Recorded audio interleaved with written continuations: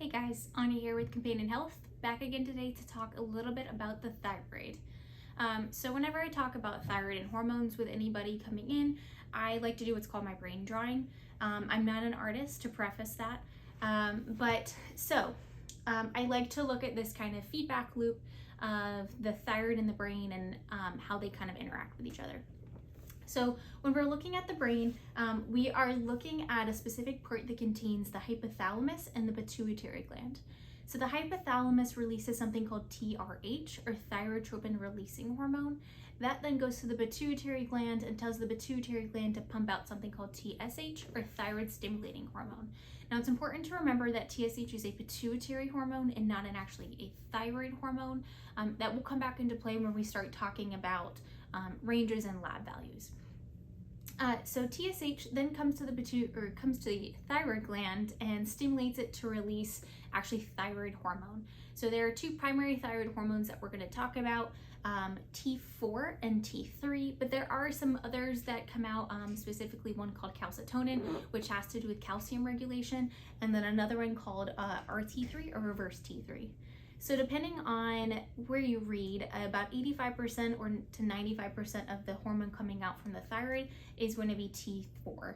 About 5 to 10% of that is going to be T3. The rest of T3 comes from conversion of T4 in the liver and the kidneys.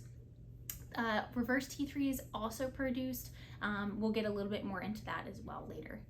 T3 then comes back up to the brain and tells it we either need more or less hormone depending on what its value is. So when we are looking at lab values, remember I said TSH is a pituitary hormone. So if TSH is elevated, that means you are hypothyroid, or the thyroid is underactive, or you are undertreated if you're on medication. If TSH is low, then you are hyperthyroid, or the thyroid is overactive, or you're on too much medication. Now, there are normal lab values and there are optimal lab values. So whenever we are looking at the ranges of, we'll say specifically for TSH, depending on which lab you look at, but most ranges are 0.5 to 4.5.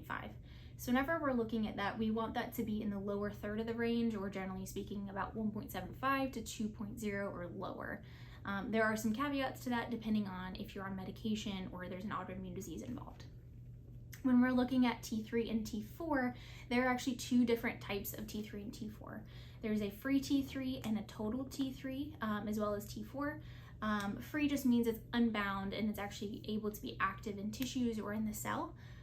So whenever we're looking at those lab values, which those have different ranges within themselves, we want those ideally to be in the upper third of the range. That tells us that the gland and the body itself is functioning optimally, and that it gives us an idea if there's other processes involved. Now, when I talked last video about stress and cortisol, I mentioned how cortisol and stress can interact with the thyroid and thyroid hormone processes. So where that comes into play is if cortisol is too high, which you generally do see when stress is involved, it can actually prevent conversion of this T4 to T3 and can actually shunt more of that over into that reverse T3. It can also suppress TSH. The other part of the adrenal gland is when there's excess adrenaline, which does also come from the adrenal gland. It will actually tell the body to lower this T4 output, which again happens because TSH is being suppressed.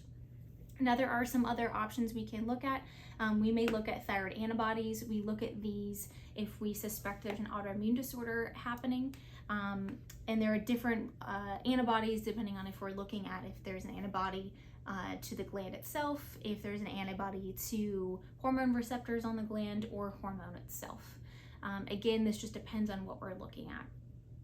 In another video, we will talk about medications and supplementation options and how there can be disruptors to this process as well.